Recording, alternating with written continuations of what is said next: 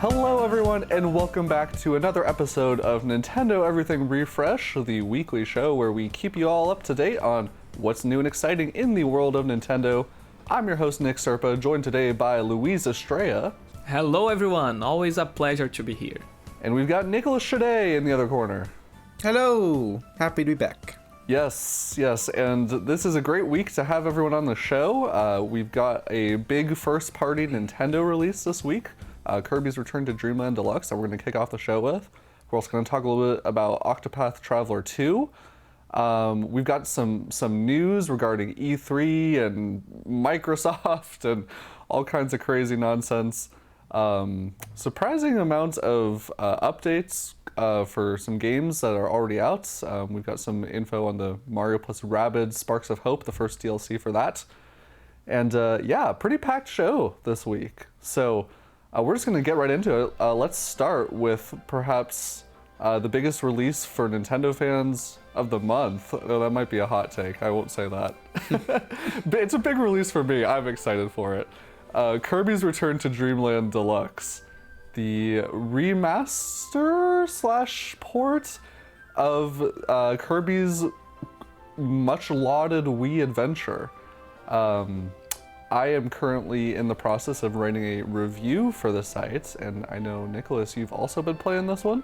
Yep, I haven't gone too far in it. To be honest, Octopath has been taking most of my time, but I have tried it out a little bit. I went through the first world. I've done a good amount of the mini-games, just to get a little taste of it, and I mean, as I'm sure you can attest, it feels great.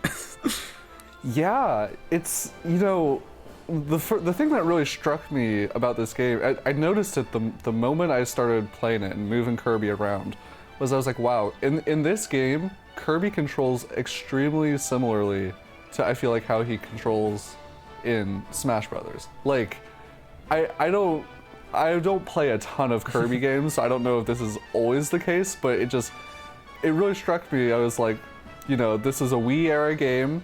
And when I think back to my memories of playing as Kirby in Super Smash Bros. Brawl, I was like, oh, okay, yeah, so here's his, you know, up attack, and here's his side dash attack, and it was like second nature picking up the controls for me. Yeah. But yeah, I've been loving this game so far. It is, you know, it's certainly not like the most like innovative or groundbreaking game I've ever played, but as far as Kirby games go, I mean, it's just a great Kirby game. It's the copy abilities are all a lot of fun. There's a ton of them. I feel like really great variety, and they're all very dense. I think that's something that was surprising to me, was just how much you could do with each of these copy abilities. Mm-hmm. Like, you don't just have one attack. Each of them, like, it really feels like if you really wanted to spend a lot of time, be like, all right, I'm really gonna master how to use the sand copy ability. Like, there's a decent amount of depth to it. Yeah, and as a fun fact, something that I was not expecting because they didn't advertise this at all, they actually updated a lot of the copy abilities with moves that came from later games in the series, and even with brand new moves to this game. So they control differently from how they did in the original Wii version, and they have a whole bunch of new things they can do. Okay, yeah, because that makes That's a lot awesome. more sense to me. Yeah, because I was like, I mean, I didn't know a ton about this game going in. I didn't play the original, but I was really surprised at that. And yeah, well, to be fair, the original did have a lot of moves on certain abilities. I think Fighter is probably the main one. Sword also had quite a few, but it seems like for the most part, all the abilities, or at least most of them, have been updated with moves that were either in later games. I know that in the case of Fire specifically, it got a new move, and it just means there's a lot of variety to what you can do with them. It makes them feel just a lot more fluid and fun. yeah, no, I agree. How do you feel about the new art style? How do you feel about the cel-shaded border around Kirby and pals? Personally, I love it. I didn't really have an issue with the art style when they revealed it, and I think it's only endeared itself to me more as I've seen more of the game. I think it's kind of... I don't know how exactly I feel about DDD using his Kirby 64 and Forgotten Land design. I think that's kind of a neat gimmick, but it feels odd when looking at some of the older games and then comparing it to this one. But fundamentally, I think it's fine. And I think aside from just the character art style, the environments look gorgeous as well. It all looks really polished and really nice. Oh, Something that really caught my eye was to see that this game is running at 60 FPS because Kirby Star Allies didn't run. So to me, this game feels way more beautiful than Star Allies, even though it is just a remaster of a Wii game. I just think it looks so charming. I didn't got the game, but I saw someone playing it on YouTube, and all the transitions, all the animations, it is so charming to see these games. I love the look. I think he really captures the cuteness of Kirby. Yeah, it's so funny that you mentioned like even just like the loading screens between environments, like the way all the stars come down, and I'm like, I think that's new too. Yeah, I think It's so. a neat touch. Yeah, you it looks really super feel nice. like they put a lot of care into this package, which I'll be honest, like I wasn't necessarily expecting that because, you know, Nintendo can be kind of hit or miss with their remasters and how much new content they add, or is it really an additive experience? And I think this one definitely is. Yep. I think, you know, for me personally, like as much as I love the new environment design and all that, I'm not really a huge fan of the cell shaded look. I kind of think I would prefer how it looked originally, but that's just a matter of taste. So yeah, I haven't made it to the new Magalore epilogue yet. I'm still playing through the main campaign, which is not super long. But how far have you gotten, Nicholas? Like I said, I basically beat the first world and then tried out the minigame mode, and that was it. I still need to play through a lot more of it. Yeah. You can only play the new campaign after finish the main campaign, right? Yeah, because it's very much an epilogue. I see. It's probably tied to the story in some way. Not going to spoil that just in case, but I think there's a reason why it happens, why you can only play it after you've beaten the main game. I'm getting that sense too. Yeah, I mean, not that this is gonna be like the most, you know, the narrative experience of the year, but yeah, no, I think you're right. It's funny because I was speaking to some of my friends who are big Kirby fans, and this is, I think, the first mainline Kirby game that Nintendo is translating to Brazilian Portuguese. As I said to you guys, some games right now are being translated to my language. And it's funny because a lot of my friends are like super excited because the localization is doing a fantastic work with all the lore from the Kirby games. Oh, nice. And I was surprised because I didn't even expect to see so much text being translated in a Kirby game. I'm not super familiar with the series, so I don't know exactly about that. But apparently they made an amazing job with the localization and all the names and all the references. So I was surprised with how deep the Kirby lore goes. Yeah, Kirby games have a veneer of being really cute and friendly, and then you start diving into the lore and it's all like intergalactic cosmic horrors. It's an experience. Yeah, man, I really feel bad for this Magalore dude. His ship just keeps getting shot down. I don't know where he's trying to go, what he's trying to do with his life, but like, man, he looks so sad. He's like, God damn it, not again. Like, this always happens to me. Okay, Nicholas, maybe you can help me with this. This is one thing with this game.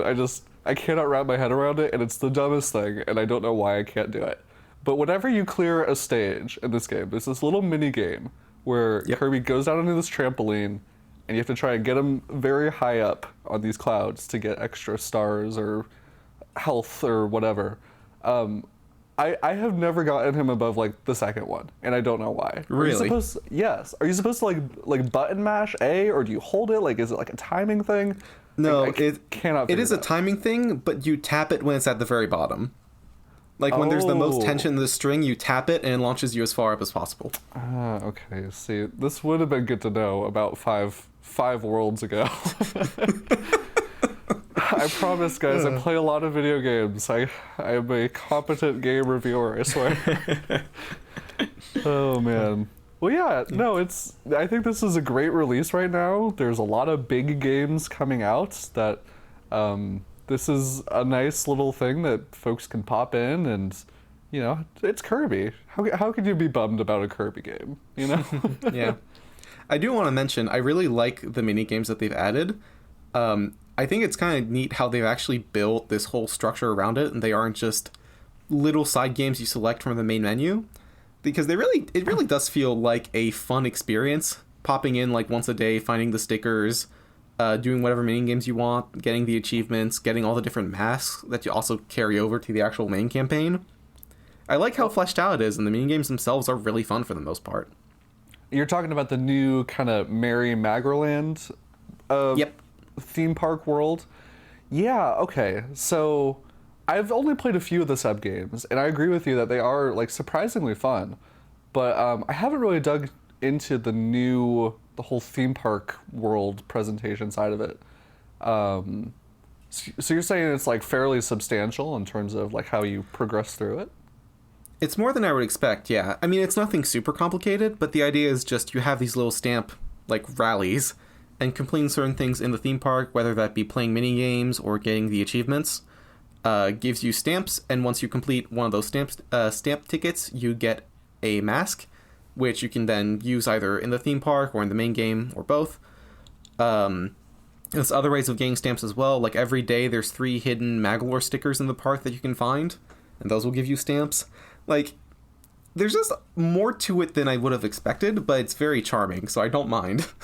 Yeah, it's I really want to try and get Kara to play with me, because this game, on top of all that, it has, full co-op play through the whole campaign, and it's drop in, drop out too. So you could be halfway through a level and she could just pick up a controller and now she's a Waddle Dee or another Kirby.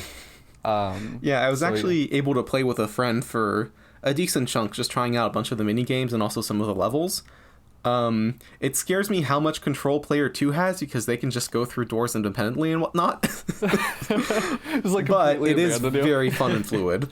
And one of the nice things about this game, which I don't know why they haven't done in any of the other Kirby games, is that players 2 through 4 can also play as a Kirby.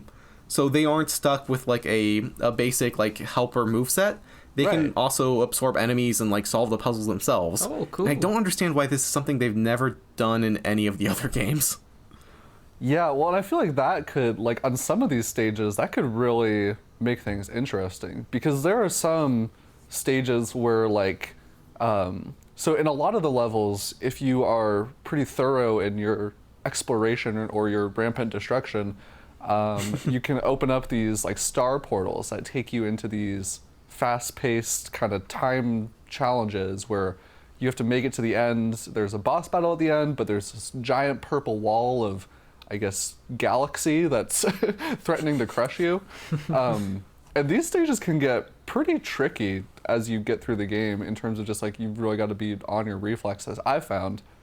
So I wonder how those would play out with 4 people running around as Kirby, everyone trying to suck up the same enemies and blocks. It'd be madness. Complete chaos, yeah. All right. Well, yeah, so Kirby's Return to Dreamland Deluxe, it is out now on Switch. I'm working on a review. It'll probably be out, I'd say, within the week. There's a lot more in this game than I thought, so I want to make sure I get through some of these other modes that you mentioned, Nicholas. But Nicholas, you've been playing something else this week that I know you've been looking forward to for quite a while. Yes, I spent a good few hours playing through Octopath Traveller 2, and it has been a very fun experience. I picked up off from the point in the demo where I left off, which was about getting 2 of the characters. Since you have to recruit each of the 8 characters individually, you start with one and then travel around the world gathering all the others. So I had 2 initially from the demo, and then I've just picked up my 5th. And I'm off on the western continent and kind of traveling around there, but man, this game is just really fun. Okay. If you've played the original Octopath, this is basically just that. There aren't any huge overhauls, but everything is so much more polished. It feels better designed, more intentionally designed. There's more quality of life. The environments look better. Music is great as always. It's great. Now, as far as you can tell, I know you said you're early, but does this sequel seem to tie into the main campaign from the original game in any ways? Or do you get the sense that this is going to be a standalone story? So no, but maybe yes. So the way it was advertised is it's very much a different world, and that carries over into playing the game. It's a different, like, land, continent, whatever, different characters, different events. So there isn't really a connection. If you want to start with this game, you absolutely can. You do not have to play the first. Oh, I was going to ask about that. Yeah. That being said, there is some connection which has me scratching my head a bit. And it's a minor thing, but I'm wondering if it's going to tie into larger events in the game. Just something very basic, like there's religions. There's a key religion that is shared between this game and the first one, and there's a set of excuse me. There's a pantheon of gods. It's just in like the in-world mythology that is also shared between this game and the original, and that just makes me wonder: is there a greater connection that they're kind of hiding and kind of teasing at, but it will become more apparent in the end game? And that's got me excited. They bring in the 8 characters from the original game, and now it's 16 Traveler. Oh, I don't know. That would be awesome. 16 Path. If like in the finale that happened, that would be amazing. But for the most part, yeah, it's disconnected. Right. And just another question, also a little bit related to the story. I know that a common criticism for the first game was how the separate stories does not connect, and you don't see often those characters interacting with each other. So I'm wondering if this is fixed in some way on Octopath Traveller 2. I heard that there are like side stories with 2 characters or something like that. I don't know if you already experienced that. Do you think that they try to fix this in some way? Yeah, I can't comment on that as much because I'm not far enough in the game to be able to get those multiple character interactions. But I do think that is a criticism, just based on the advertising material and what I've heard of the game. I do think that's a criticism that they've heard and acknowledged, and that they tried to address. So like you mentioned, there are apparently like fully voice acted stories, like the general character chapter stories that consist of you having 2 characters that both interact with one another. So there's that kind of more direct connection. And then another thing that the first game did that this game does better is in the individual character chapters, you would have travel banter, where you would just have characters talk to each other about the events that just happened in the story. It'd be like a brief interaction. And those were kind of missable because it was like every story beat in the chapter. So like you entered a town, you'd have an interaction with one other character in the party. If you moved on to the next event and say, like, I don't know, interacted with a soldier guard that was attacking you, suddenly there'd be a new interaction for that one, but the previous one would be lost. And so there was some interaction with other characters, but it wasn't very obvious and it was easy to miss. And apparently in this game, they just made those unmissable. You can view all of them whenever, after you've done the chapter. So I do think they are trying, they still want to keep this kind of idea of 8 different characters, each on their own separate story. But it seems like they've made some effort to try and interconnect them a bit more. Yeah, it really feels like the vibe with this game, from what I've heard from everyone who has played it so far, is just we want to basically write people's complaints from Octopath Traveler. And I mean, that's great, but I'm curious to hear, once people get a bit further into the game, if people feel like, you know, some of these other elements stand on their own. Like, not just as an improvement over the original, but being like, yeah, no, the story is actually, you know, more compelling, or etc. Right. Rather than just kind of... I will say, I do enjoy, because each of the individual character stories, the ones that I have experienced so far, I have enjoyed how they've been set up and where they're going. Arguably more than some of the original games, but that's, I think, very much personal preference. Sure. So that might not apply to everyone, but I do think, as of right now, they're doing a good point. They're doing a good job in setting up these different stories. All right, Nice. Nicholas, I have another question for you. Have you gotten the boat yet? And is the boat fun? Yes. Well, the boat is not super complex. It's just a means of transportation. So either you have these little waterways in the individual areas where you just walk up to a pier and now you're in a canoe. It's just automatic. It's not anything you obtain. And then you can also travel between continents, and that's not really restricted either. You pay a small fee to take the big galleon for the first time, and you sail across the ocean. And and then you're basically good.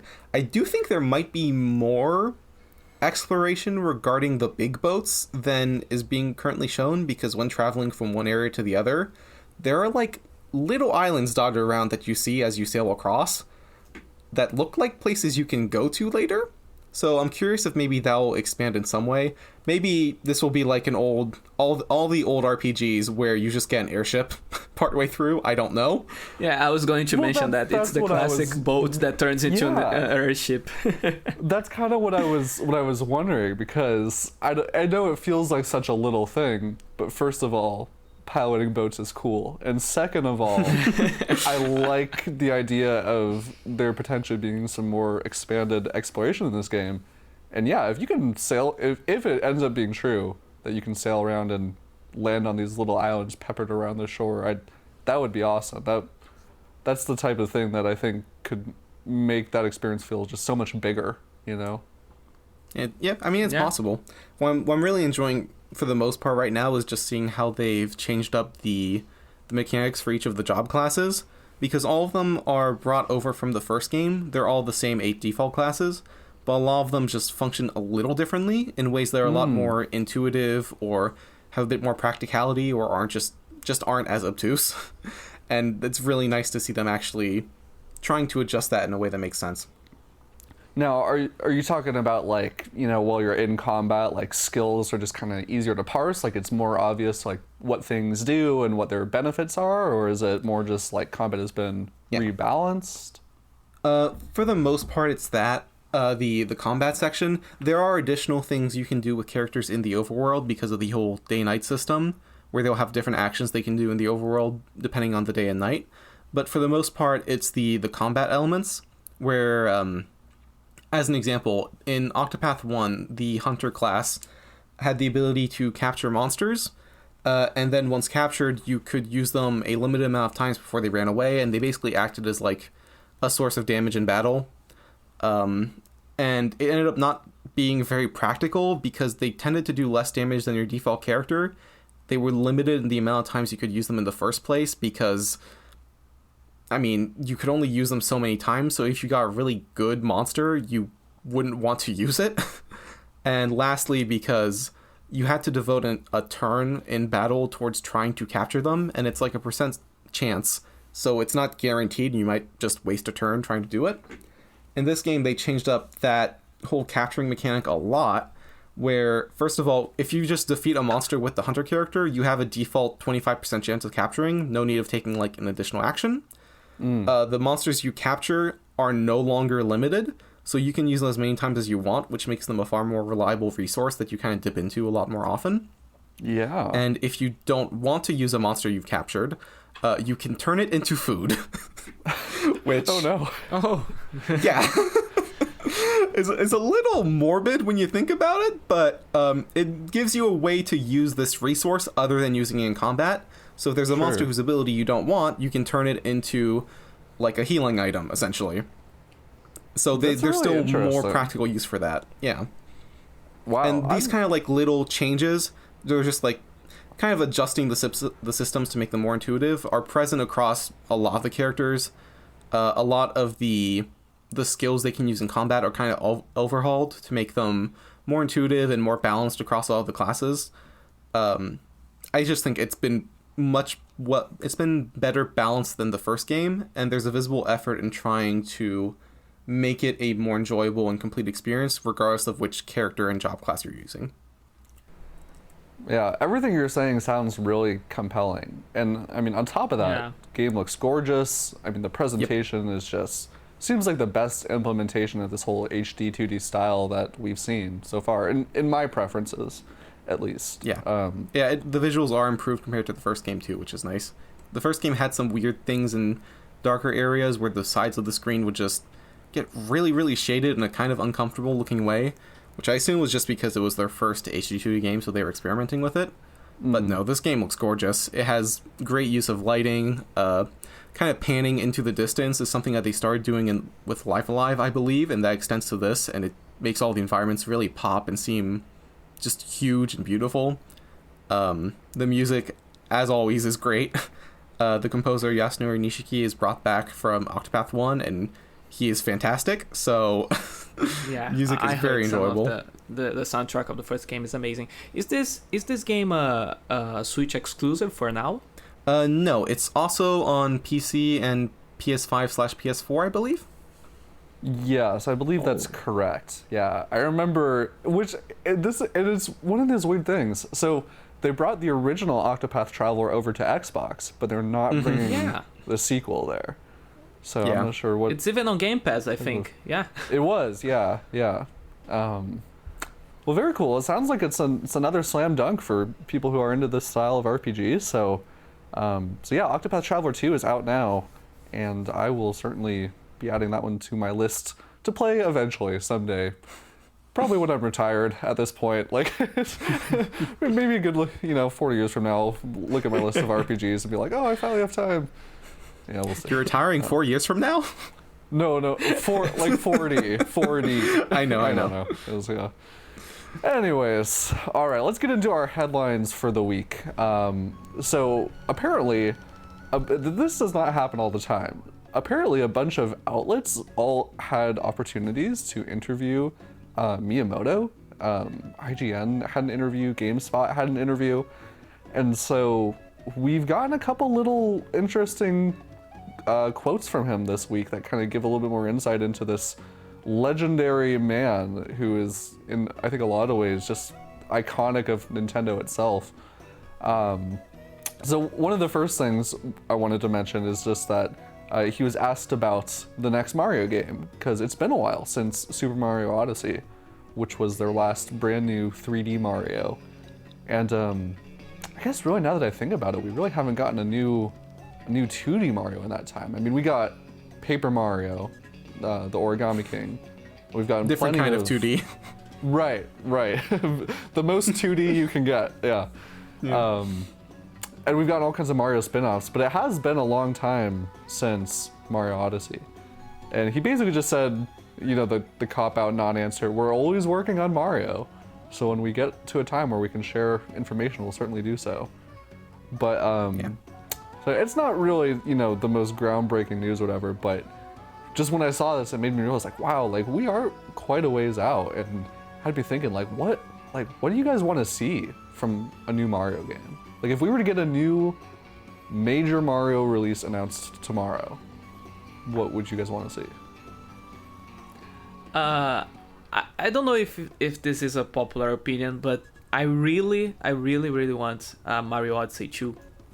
Just like Galaxy 2 to Galaxy 1, I think Mario Odyssey was so fantastic, and I was waiting for a DLC at least, and we never had anything like that. I think we just had a free update with Luigi balloons and things like that. But I really want more of that Mario Collectathon kind of gameplay. I think the movement on that game is so fantastic. So yeah, I basically want Mario Odyssey 2. Just giving us more worlds, more things to do, more things to to transform. So basically, that's what I want for Mario. Yeah, no, I think a lot of people share that sentiment. What about you, Nicholas? Do you have a preference or some big dream that you got?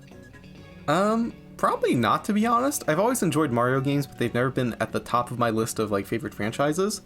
But honestly, I don't know that they've really made a Mario platformer that's been bad. So I would love it and play it regardless. I generally prefer 3D Mario platformers over 2D ones, so I guess it would be something in that vein. But whether that's Odyssey 2 or a theoretical Galaxy 3 or what have you, I don't know. I think I would just be willing to see what they want to do. I'm wondering if at this point, with the amount gap, the time gap that we've had, if they'll try and do something pretty different. Rather than just doing an Odyssey 2, they'll do something that kind of still, 3D platformer collectathon, but overhauling the mechanics. Rather than Cappy having another gimmick. I don't know. Honestly, I assume at this point we'll probably have to wait until whatever the sequel platform is for to get a new Mario game. I figure at this point it's probably just being saved as a launch title.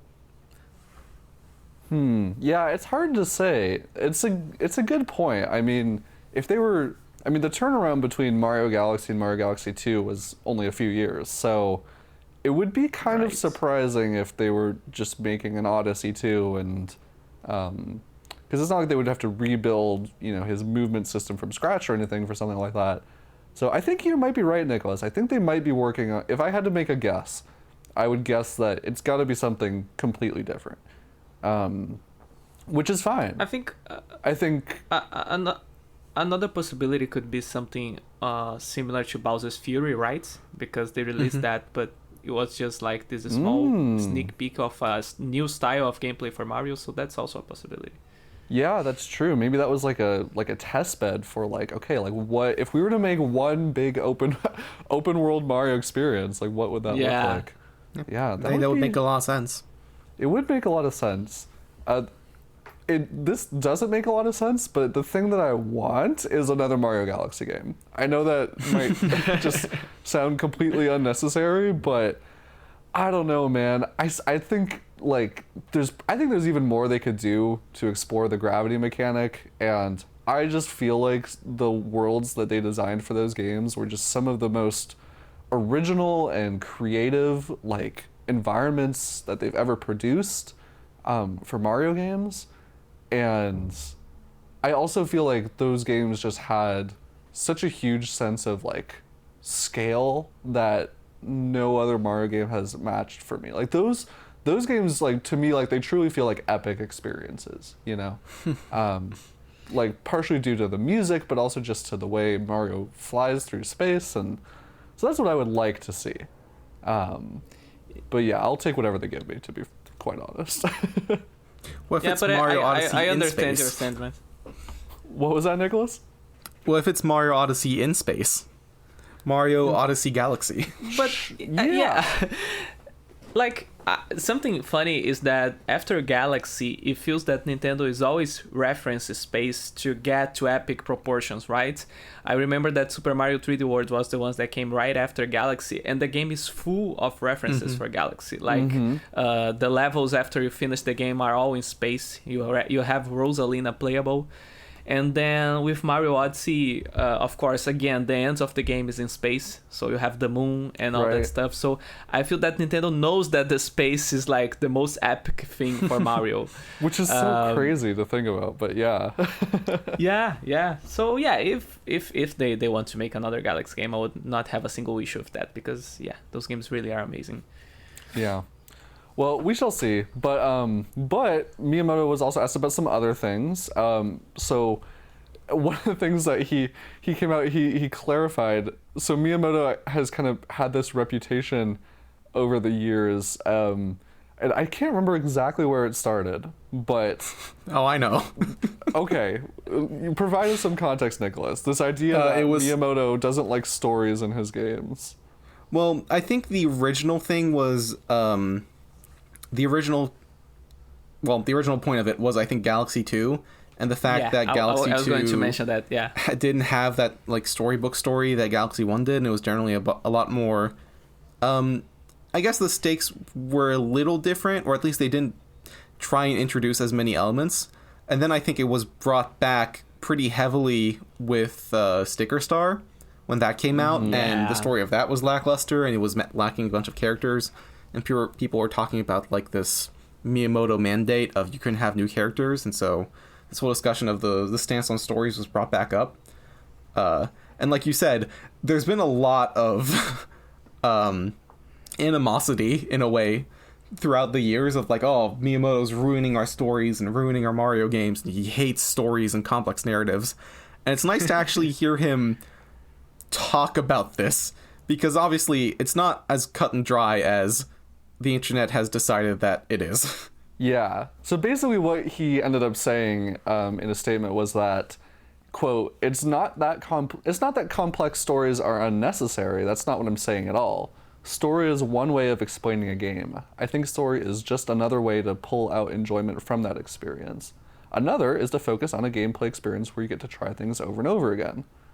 So, and then he says later on, for me, the starting story is how to make the gameplay fun. And that's how I begin thinking about and creating a game. So it's not that story is unnecessary, it's just how I create games. Yeah. So yeah, that's Yeah. much more, I think, understandable. Yeah, I think he is just clarifying like his perspective on that, because usually on the internet the discussions are like it's this or that. There's no middle point. Right. So No shades of gray. so I think he exactly. I mean Miyamoto like directed a lot of games with great story, like Ocarina of Time, for example. So I'm pretty sure that he's not fully against a game having a full story. Yeah, right. So I think he's just clarifying the way that he makes games, and I think it's funny to compare, because nowadays the director for Mario games since Mario Sunshine is Koizumi, and a lot of the times we hear from these Nintendo stories like the Mario Galaxy. Apparently with Mario Galaxy 2, Koizumi wanted a bigger story with more characters and stuff like that, and Miyamoto said that wasn't needed because he needed to focus on gameplay and stuff like that.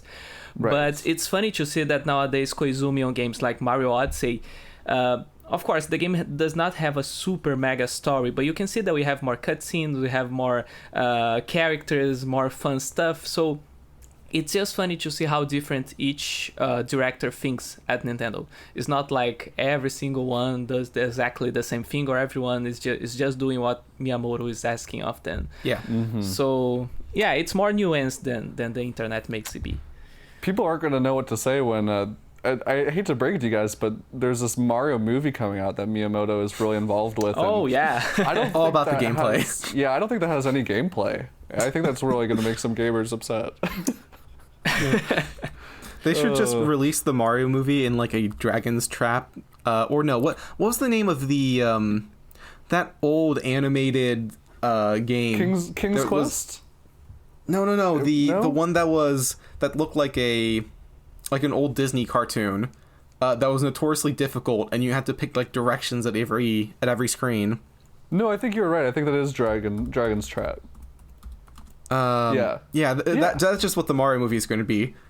Wait, no. Yeah, something with dragons in it. Yeah, that would be interesting. Yeah, and one other thing that kind of came out right around at the same time was apparently people compared Miyamoto to Steven Spielberg. I've never heard this comparison. But he said he's not a fan of that comparison, but he is okay with Nintendo being compared to Disney, the Disney of games, because he says it gives people reassurance. I'm like, okay, well I can see that, but yeah. I think in the past I heard about Miyamoto being like, because like Steven Spielberg was like the synonymous of movies, and then Miyamoto was like the synonymous of video games. So in that sense, I think the comparison was made. But yeah, it's a little bit complicated because apart from that, they don't have anything similar. Like even we are just talking how Miyamoto is different about stories and stuff like that. So yeah, maybe that's the reason why he's not a fan of the comparison. I don't know, but you know, he's Miyamoto. He can do whatever he wants. He could come. He could say, you know, please compare me to, I don't know, Clint Eastwood, and we'd all be like, okay, sure, yep, you're Miyamoto. You must have a reason for it. All right. Well, let's get into some of our other news. Just wanted to provide some quick updates on some things that we've talked about recently. We won't take too long on these. So we've talked in great detail in previous episodes about how Microsoft was potentially going to be bringing some Call of Duty games to Nintendo platforms. It wasn't confirmed. It was kind of thrown out there as like, hey, this could happen, mostly because Microsoft is trying to not get sued by basically every government across the world because they want to buy Activision Blizzard. And this week, we now have, it's apparently official, Microsoft has signed a 10-year agreement with Nintendo to bring Call of Duty to Nintendo platforms with full feature and content parity, which is particularly shocking to me. So yeah, apparently this is a real thing that is going to happen at some point. It's funny how, because Nintendo basically does not have anything to do with this whole story. It's basically Microsoft against Sony. So they are like, okay, I didn't ask for that, but I won't refuse. So right. Yeah, why not? I can't imagine Nintendo's upset about this. Yeah.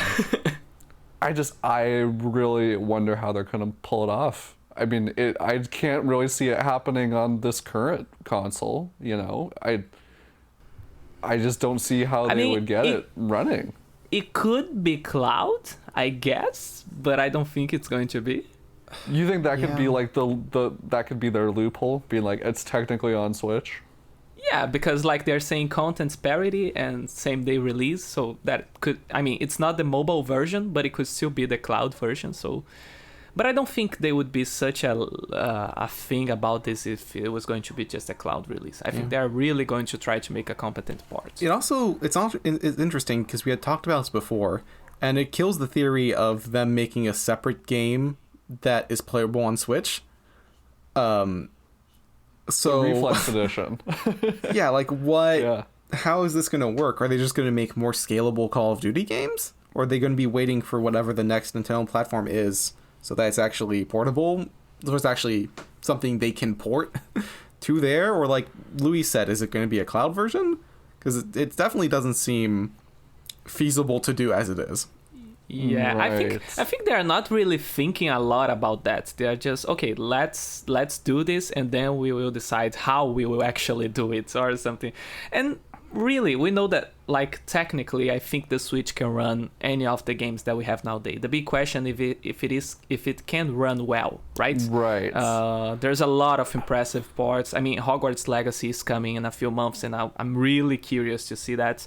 So I don't think it is impossible, but it will be a feat to see if they actually manage to make a competent port. Mm-hmm.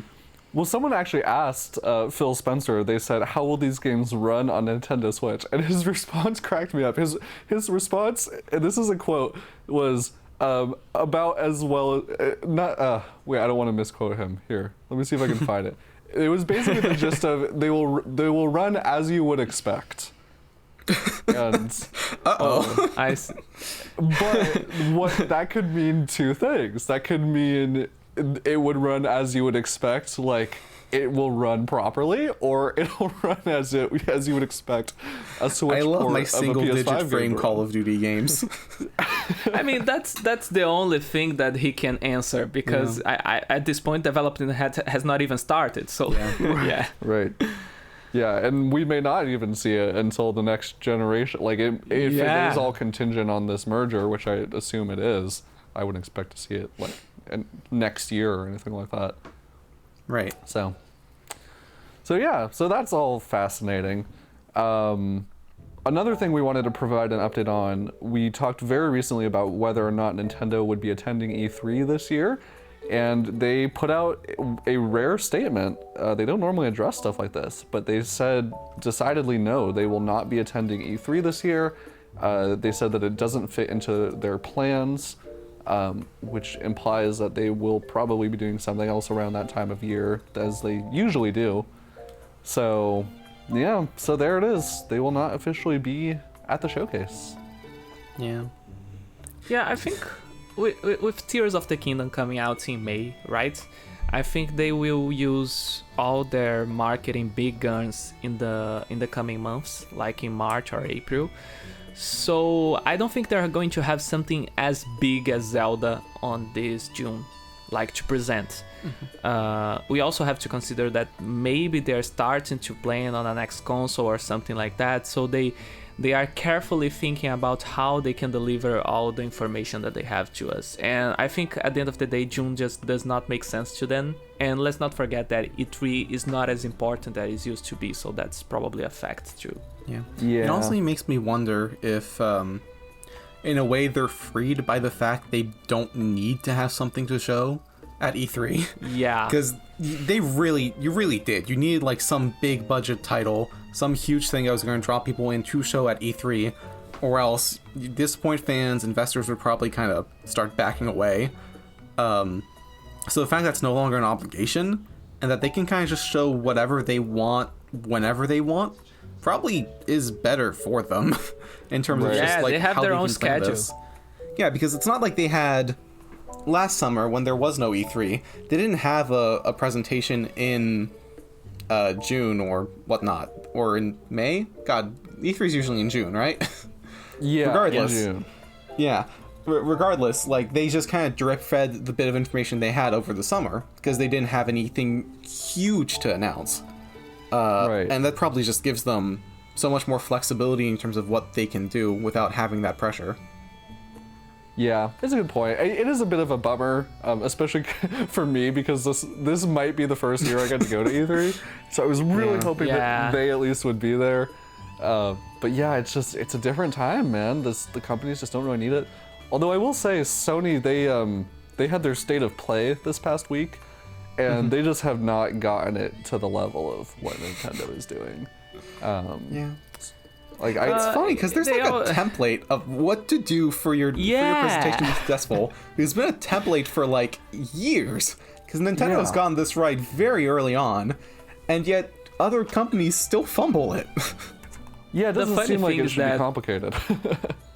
Yeah, the funny thing with the State of Play is that it seems that they follow the templates of those Nintendo Partners Directs. Do you guys remember for 2020? So those are like the ones everyone hated. The worst directs ever. So they only show third-party stuff. Yeah.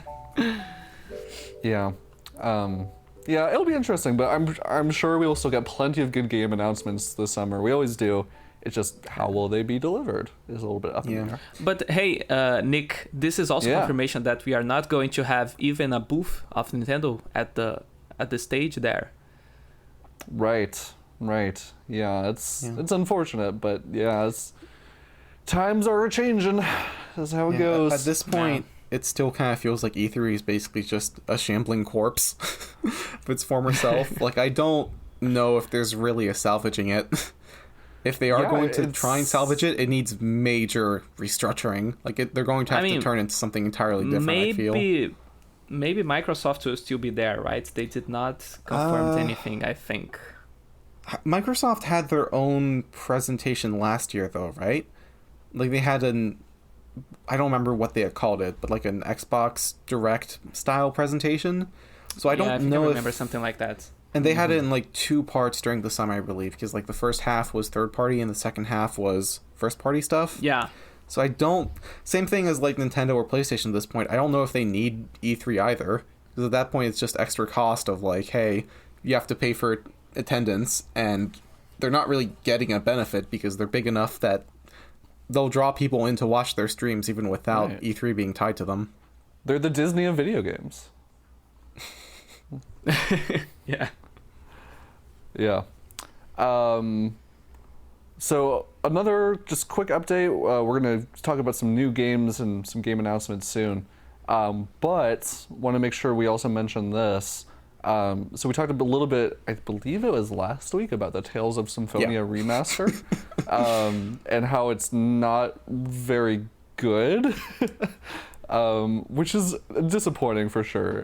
The frame rate is all wrong. There's all kinds of other glitches and technical things that are just a downgrade from previous versions. And Bandai Namco, actually, they put out a statement. They said, we're aware of the issues and we are investigating a fix. They made it sound like it was a surprise that there were problems with this version of the game. This is always the thing with this. No? Like, it's like, oh no, our game's not running well. Oh, we're sorry. We didn't know. It's not like we've been developing this for the last year. Exactly. It's worse when it is a remaster, right? Yeah. They didn't notice that the game is worse than the original. Whoops! They're like, sorry, guys. This is worse than the original? Oh, sorry. That wasn't supposed to happen. Yeah. No, it's... I don't know. I don't really know what went wrong with this game exactly in development, but at least, they said something and maybe they'll actually fix it. Well, I think people were complaining enough. They're like, well, I guess we actually have to address the fact we did a bad job. Right. So, I mean, but hopefully, this will actually lead to them fixing the game. Yeah, hopefully. And it's also kind of funny because the same week, we also were talking about the Chrono Cross remaster that came out last year, and just also how that was disappointing for some folks. Although I don't think that one was as bad. I think just some folks weren't a big of a fan of what they did with the art direction and things like that. But that one did also get a update. Doesn't make a lot of drastic changes. It's mostly fixing the frame rate and some other small bug fixes. But yeah, seems like companies are starting to be aware, hey, people don't want these bad ports. Yeah. God, I wish. I'm glad they finally figured it out. Yeah. And then just a couple things to look forward to. We got a bunch of announcements this week, and some of them a little bit further back, but there's a ton of just like upcoming presentations that I think folks who follow gaming news are going to want to have on their calendar. So this week we're getting a Pokémon presentation. And we don't really know what's going to be shown in that, but I'm sure they'll have something to announce or they wouldn't be having a presentation. Yeah. By the time this goes up, I imagine it will have already happened. Yes. Yeah. And Yes. I am so excited for the Pokemon Mystery Dungeon Explorers remake that they've totally announced. Please. That's a prediction. That is, I indeed don't. a prediction. Well, here's the thing. There was some information that happened that like Spike Chunsoft is going to be present at the presentation in some way, and those are the Mystery Dungeon devs. But this could be a new game. It could be a remake. It could also just be the GBA game being announced for NSO. Oh yeah, that's also a possibility. So it's up in the air, really. But I really think- hope it's an Explorers remake because that was my childhood game, and I might cry if that's announced. Tears of joy. Oh, that's awesome. Yes. Yes, Yeah, very much of joy. And I think they already did one, so that makes sense. Yeah. I see a lot of people mentioning a possible announcement for Scarlet and Violet's DLC. Yeah. So I think that's also maybe a given. I was wondering I think. Sorry, I because gotta say something that- about that. I think they would be crazy to announce DLC before they fix that game. I think that would be a huge Yeah. PR blunder. I mean, it is I was getting going an update. to talk about that. There's an update at the end of February, right? Mm-hmm. Are they going to talk about that I think so. or not? Because I don't know, the whole man. thing, one of the weird things about the update, this is funny to talk about because I'm sure people have already seen this at this point, but they talked about that the update, the patch notes they gave us weren't actually complete. There are other features and bug fixes that will be disclosed when the update releases, which makes me think they're probably adding some form of new feature in the update itself. Yeah. But yeah, Yeah, I hope it makes actually sense. fixes a lot of the issues. hopefully, yeah. Because a lot of the time we receive those updates that just make the game marginally better. I hope it's a meaningful one. Yeah, I think everyone is hoping for that. Yeah, and then on top of that, Nintendo also announced that they are having I don't really know why, but they're having another Mario movie direct on March 9th, where they're just going to show off, I guess, the final trailer for the movie. So, Yeah. Miyamoto is Yeah, this pulling is the rank on these classic- directs. yeah, it's like, he's like, We "Damn it, probably it's my are going to movie." have we are probably going to have some of these actors talking again before the trailer actually appears. But a heads up for people, I think this is probably the spoilers trailer. So if Yeah. you want to not see a lot of the final scenes or something of the movie, maybe you should skip on that one. But that is probably the hype final trailer, so probably we'll have a lot of scenes. Yeah. Yeah, I'm probably going to skip it myself because I am planning on seeing the movie and it'll just be out basically a month after. So yeah.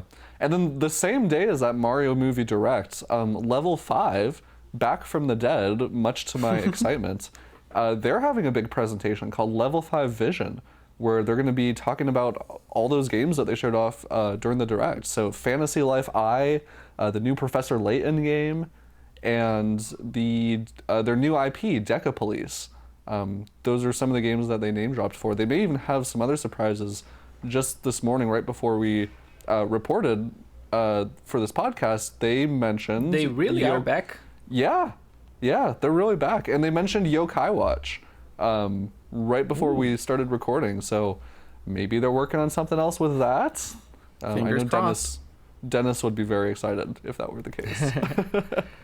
I'm excited to see footage of Professor Layton, Yes. because we just saw the title on the Same. direct, but because they are doing this presentation, I'm wondering if the game is more advanced in development than what we would think.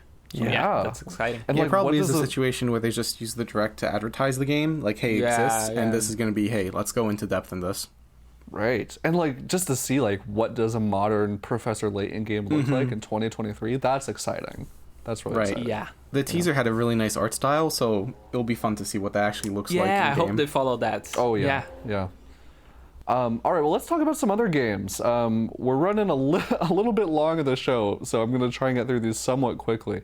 But there was definitely some games that we got announced this week, or we got some updates on that I definitely want to hit on.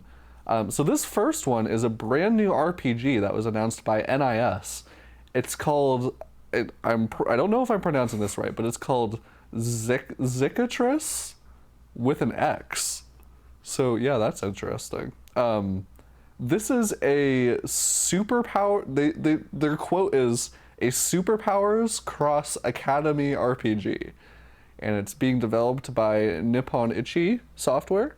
And yeah, it's an interesting concept. They're saying you've got like 300 different skills, and you play as a teacher who is leading this like group of students in this superpower academy. And I'm like, okay, that sounds kind of cool. Yeah. I mean, it's very, very much anime, hey, teenagers, school, superpowers. Right. It could be good. I have to see some of the actual gameplay because they haven't shown that off. Like, I don't know if they mentioned whether it's like a turn-based RPG or a strategy RPG or what have you, but it could be neat. Just have to see a bit more of it. Yeah, I'm with you. Yeah, I think I've mentioned this recently, but I always like original superhero stories, like stuff that isn't based off an existing IP. And Oh, right. when they announced this game, you know, the first thing that popped into my head was, people are gonna laugh at me for this, the Disney Channel original movie Sky High. where all these teenagers are going to school and they're all getting superpowers, and I'm like, okay, if they made a video game version of that, I would absolutely play it. But I don't think I it's loved gonna that be movie when I was a kid. Yeah, no, Oh I've my seen that gosh, too. it's so good. Yeah. But this is gonna be way more anime, so it's gonna be completely different. Yeah. Yeah. Maybe it's like that, but anime. Yeah. But that's what I'm to hoping be honest, for deep down. the school academy cliche is one of my favorites. So that's a cliche that makes me actually excited for the game. Yeah, there's just so much potential, I feel like, to tell interesting stories in that kind of environment. You know, especially because everyone has had like different experiences going to school, and so people have, you know, like different ideas of like, you know, what like, you know, the socialization aspects would look like, or the dynamic of all that. And I think it's all fun and fascinating, but Yeah. But yeah, we'll wait to see more of that one for sure. This next one was announced actually at Sony's State of Play, and I'm not a huge Naruto fan, but it seems like a pretty big package, which is why I wanted to shout it out. So it's called, oh gosh, here we go. Naruto X Boruto Ultimate Ninja Storm Connections. That's the full name of the game. And I don't think there's a single hyphen or colon in that title. Why would you need one? I don't know. There's an X. Is that not enough? Yeah, I guess that's basically punctuation now, right? So yeah, this one I guess is noticeable because there have been like 4 or 5 of these Ultimate Ninja Storm games in this franchise, and I guess think there are 4. Yeah. Yeah, and so this game is basically, they say it's recutting and combining the stories from all those games and then adding in new story content, and then it's gonna have the biggest roster ever in the series. So for Naruto fans, this definitely seems like this could very well be like your definitive package if you like these games. Well, yeah. Until the next one comes out. I mean, because the funny thing about Naruto is that, and it's similar to Dragon Ball in that sense, but there's a lot of filler, like a lot of filler. Uh-huh. So they saying that they are recutting and making the story in this one single big package with the best parts of the stories and the arc of Naruto and Sasuke. It actually is exciting, but not only that, I like the fact that they are putting all those elements from previous games in just one game. Because like I have here the collection of the 3 games, and like every game has different characters, has different mechanics. So to have a single game where I can play multiplayer with my friends and has all the elements from all the other games, and technically I hope the best gameplay, could be like the deluxe ultimate experience that would be nice to have. Are you a big Naruto fan, Luis? I was when I was a kid. Like I watched all the episodes. I read a big chunk of the manga, so it was my first anime. Was how I entered that world. So right. Yeah, but nowadays looking back, there's a lot of things in Naruto that are like really not a lot of plot holes, stuff like that. But I have to recognize that when I was a kid, when I was watching, I really enjoyed the fights, the animation, and all of that. Yeah.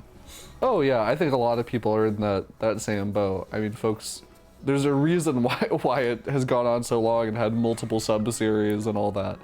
It's definitely still a juggernaut even to this day. I've never really seen much of it, but I like the idea, because correct me if I'm wrong, but I think these games are kind of like a retelling of the story of the anime.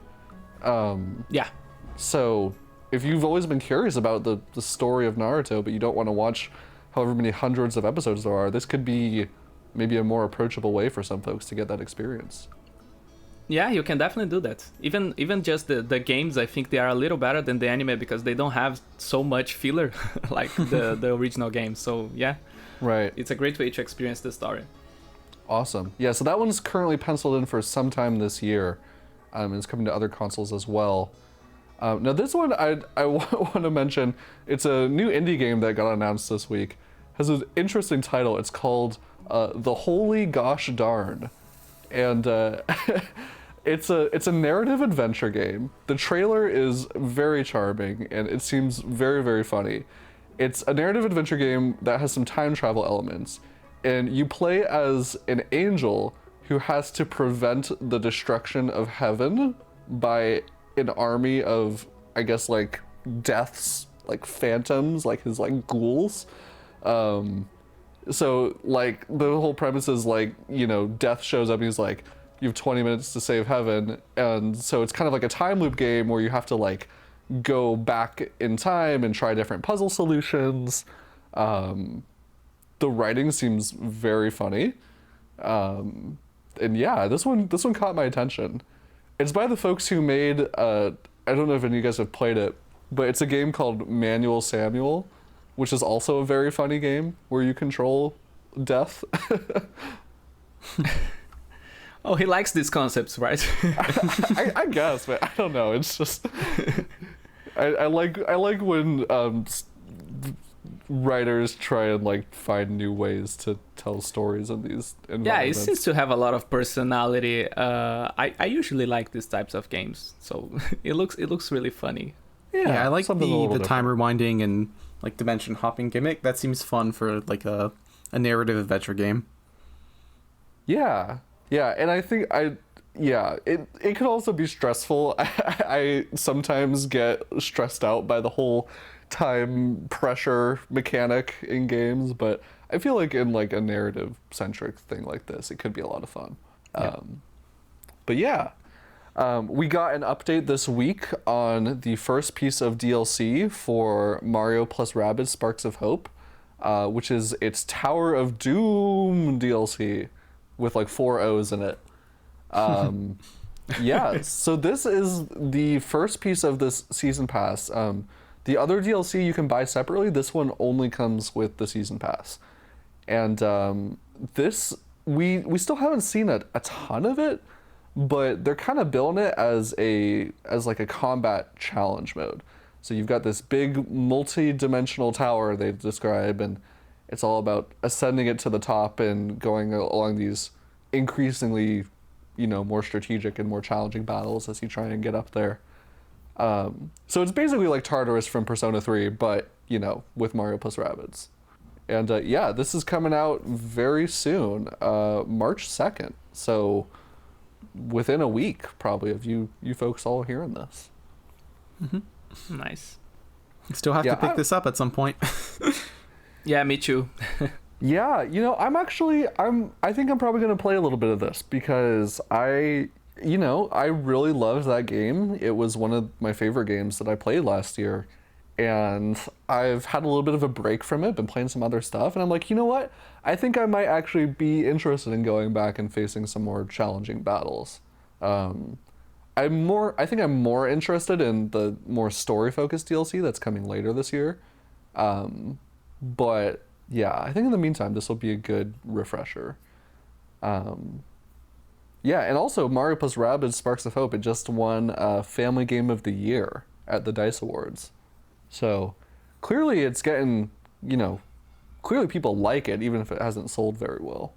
It's got a few more updates here. So No Man's Sky, the game that just keeps on trucking along, will not quit. It has gotten yet another update that just came out of nowhere. Folks weren't really expecting it. It's called the Fractal Update, and it adds quite a few things to the game. First of all, it adds gyro controls on Switch, which I think is a big perk for a lot of people. We always talk about how underrated gyro controls are. So I always love to see third-party devs working them into their games. Yeah. There's also like a new catalog that it's called Wonders that you can fill out. So it keeps track of everything you discover on your journeys. So like different creatures, some of the planets that you've reached, different flowers and stuff. So that's gonna be, I'm sure, just an absolutely massive time sink for folks who are wanting to see and do everything in the game. Yeah, and there was also just a bunch of options and stuff, but it still just blows my mind how much they're updating this game. They have not stopped updating it since it came out in 2016. It's insane. Yeah, it's nice to see. We also, I know a lot of folks have been just desperately waiting for any updates on this game. Nintendo has been eerily silent. Fitness boxing, Fist of the North Star, the extremely strange crossover between those two franchises, fitness boxing and Fist of the North Star.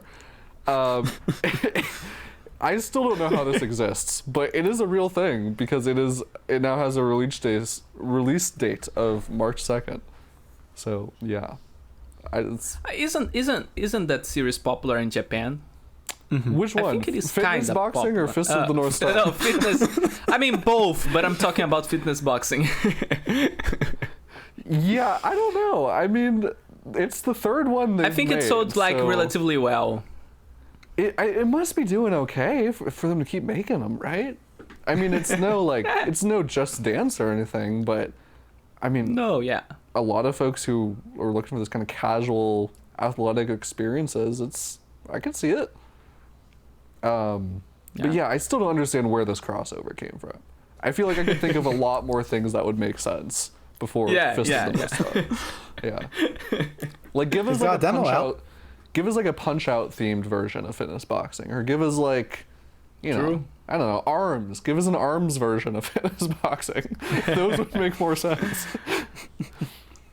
But yes, there is a demo out now if you can't wait to get your fists on this one.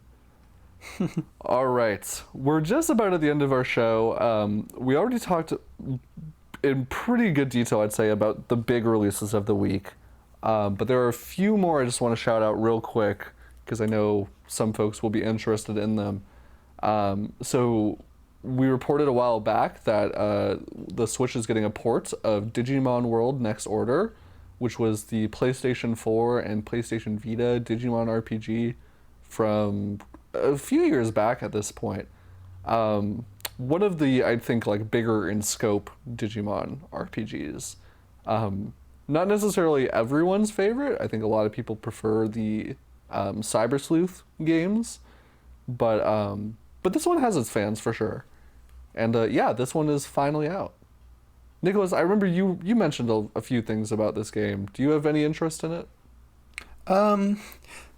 I had a moderate interest because I've heard good things about the Digimon World games in the past, and then Dennis started talking about it, and the interest waned.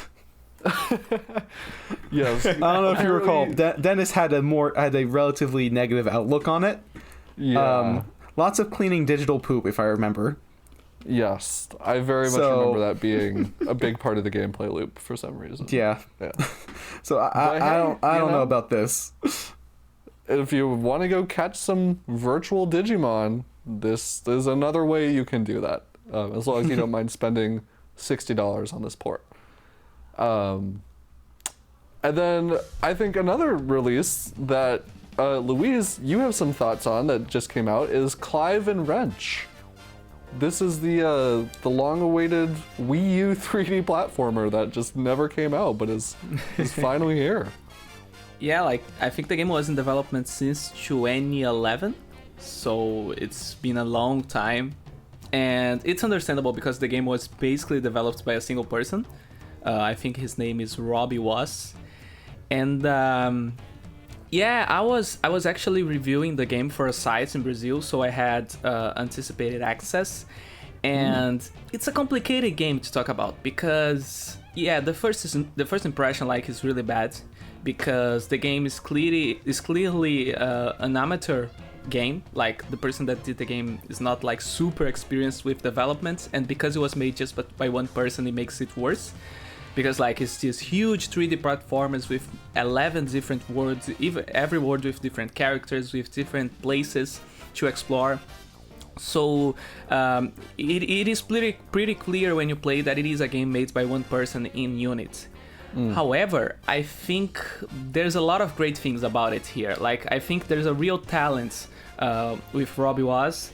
And you can see that clearly on the core of the experience because the movements and the actual levels are a great design. I had fun with the game. Like, it felt to me exactly like playing Banjo-Kazooie.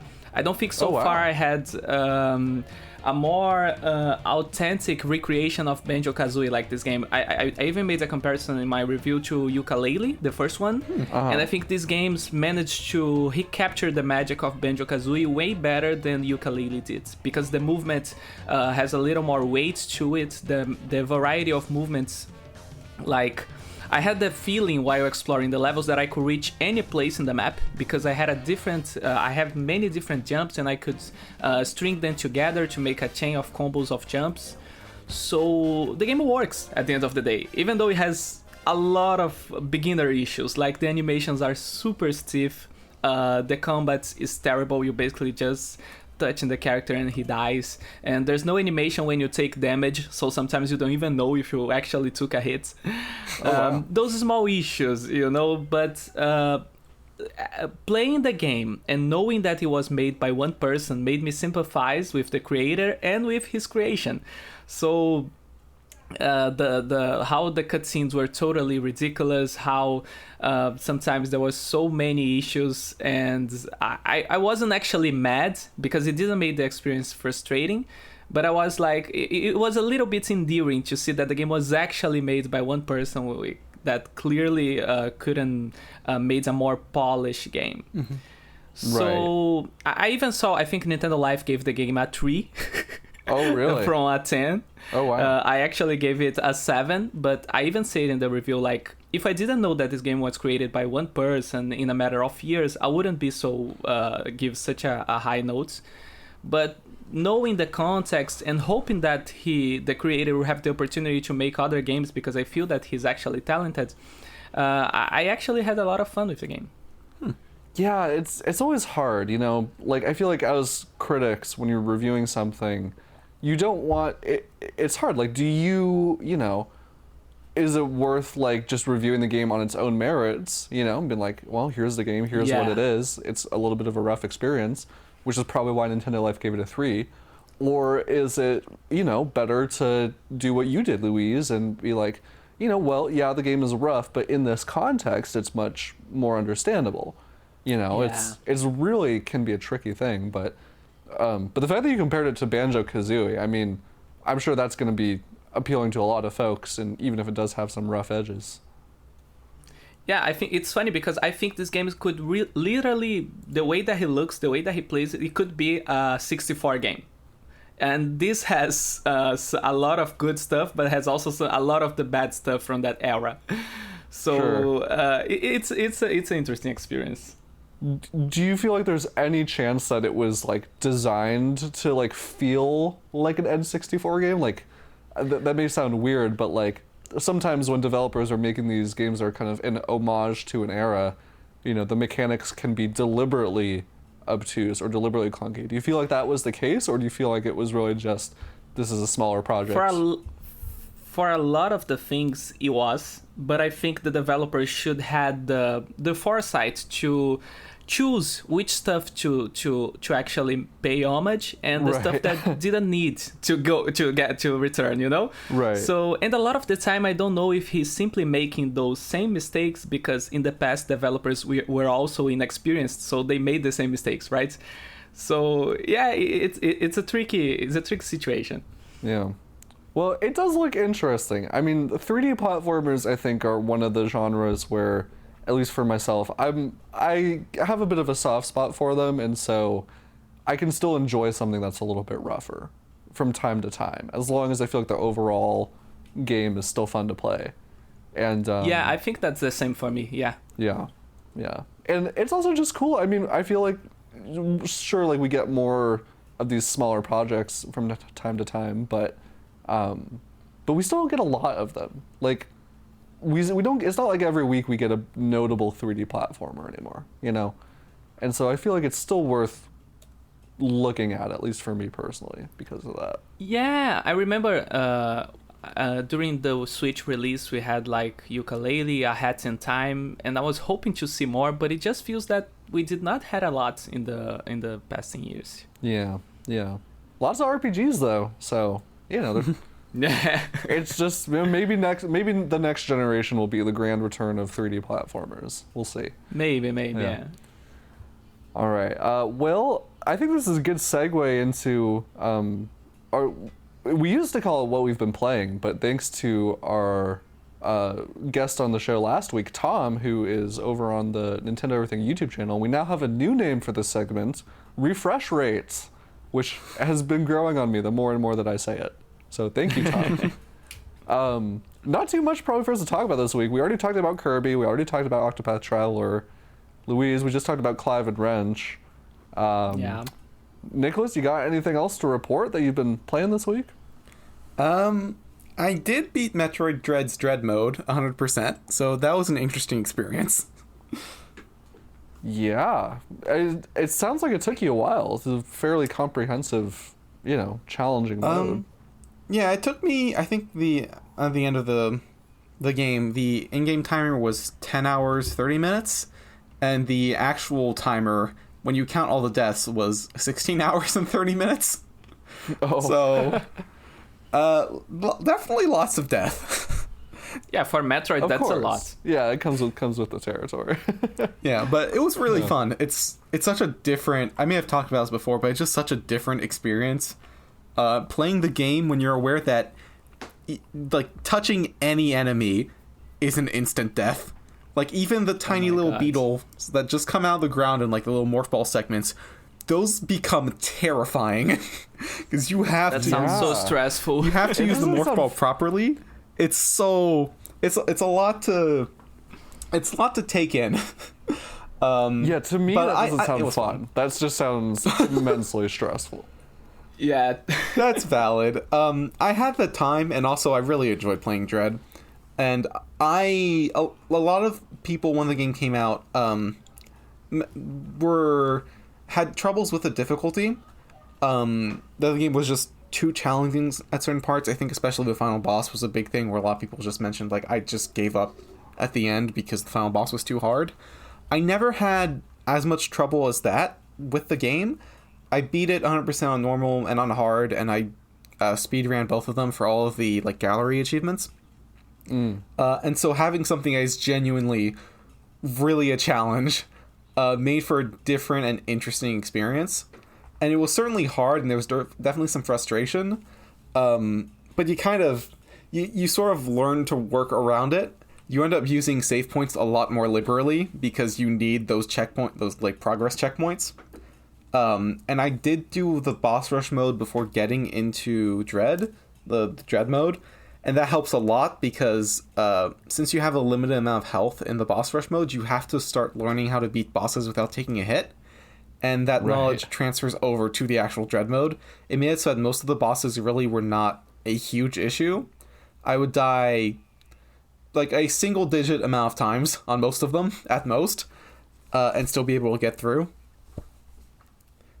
Yeah, that's impressive. I mean, you've clearly have spent a lot of time trying to, like, master this game. And the fact that you actually did it is, I mean, I'm impressed.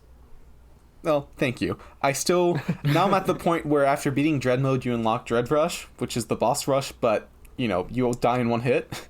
And I will probably try that at some point, but give it a little break.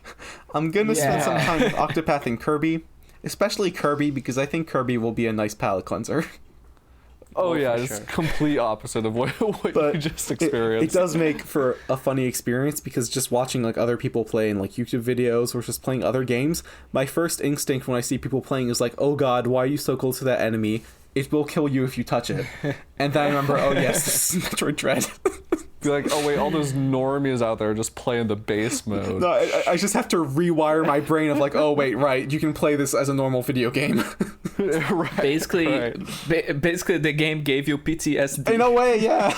It's like, yeah, man, you're gonna have nightmares now. You're gonna dread playing the next one. Oh god, yeah, I know. Well, at least as far as myself, I've been mostly playing Kirby, really been loving that, but also spent some time this week digging into Katamari Damacy Reroll, which had a trial via Switch Online. And I really wanted to give it another shot because, Louise, I think you and I both kind of mentioned this, but we both tried the demo, and we both just had a hard time wrapping our head around the controls. Yeah, the controls in this game are weird. So you push... So for anyone who's not familiar with Katamari Damacy, you're this little, I guess, space alien creature, and you are sent down to Earth by the king of all cosmos, and you are tasked with rolling up balls of bigger and bigger size and just collecting things around the world. So you start off like yeah, of course. Yeah. You start off like the size of an ant, and then you go through these stages, and then eventually you're rolling up entire buildings, and it just gets completely bonkers. Just side note, isn't the story that like the king of all cosmos got drunk and destroyed the entire universe, and so you're rolling up these things to throw them into the stars constellations? Yeah, basically. Yeah, you're all the stars have disappeared from the sky, and so with every Katamari that you make, he will very dramatically, I might add, launch them up into the sky, and they turn into a star. And there's also this, I don't know if this was in the original release or not, but there's also this like meta narrative about how like these kids are at home like watching TV, and they see a news report about how all the stars are missing in the sky. And then they're like, I guess they're like, their dad is an astronaut or something, so they're like on their way to go see him go into space. And then, but they keep seeing all these weird things happening around them. Like they see like the little alien rolling around the Katamari, and they're like, "Look, mom, look!" And then it's gone, and the mom just thinks, "My kids are, what are they doing?" So it's oh god, yeah, it's a very strange game, but oh my gosh, it's so much fun. Like I was having a blast the entire time. Like once I started to understand the controls a little bit better, I was like, wow, like I can really see why so many people love this franchise now. Which is always great, like when you have your eyes open to something that other people have enjoyed, you know? Yeah, that's a great feeling. I should give another chance to the game also, just so I can finally understand it. Yeah, it does get tough because, like, so you'll go to some of these levels a few different times. Some of the stages do repeat, but they play totally differently depending on like what like the starting size of your Katamari is, because there are some paths that like you can only go through while you're really small. So if you get big too quickly, you can't access that part of the map, and it totally changes your strategy in terms of like where you're gonna go and like what you're gonna try and collect. And there's also like a ton of just like hazards and stuff you have to avoid as you're going around.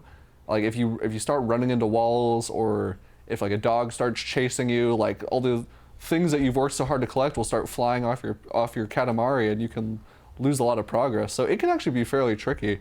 I had to replay some of the stages a few times before I was able to beat some of them, just because I felt like I had to learn the level a bit, you know, and like realize like, okay, this area is too dangerous. Don't go over there until you're bigger.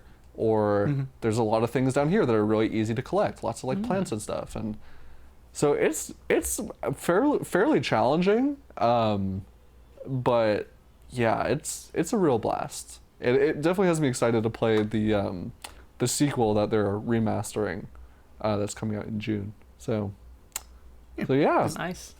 It's nice to know you came to terms with the controls. Yeah, they are weird because you have to you don't just like move. I mean, there are some control options, but the default controls are you use both the left and right analog stick to control which way you're rolling the ball. Right. And so like your left one is like your left hand, your right one is like your right hand, and so to turn you have to like move the left and right in opposite directions. You have to learn to like do like a quick turn and like do like a 180, you know, flip around if you want to like quickly go to the other direction. And then on top of all that, you have to like jump sometimes to like avoid like being run over by dogs. It's wild. Yeah. But yeah, so I would recommend it. I think there's only a few days left in the trial. It might be over by the time folks are listening to this, but it's on sale for only like $4 right now. So at least here in the US. So I'd recommend it if folks have been curious about it. I think it's worth checking out. All right. Well, that wraps up our show for the week. Thank you so much to everyone for tuning in. We really appreciate everyone's support. If you like the show, please spread the word. Tell your friends. We are always trying to grow, always trying to get new folks listening. Also, be sure to check out the Nintendo Everything YouTube channel, which you may already be listening to. But if you're not, go check it out, because we've got 2 great new video hosts who've been putting out some incredible content. Really funny guys, got a lot of interesting insight onto the world of Nintendo. So yeah, definitely go check out all the videos that they're doing over there. And in the meantime, we will see you guys later and be back at you next week with everything new and exciting in the world of Nintendo.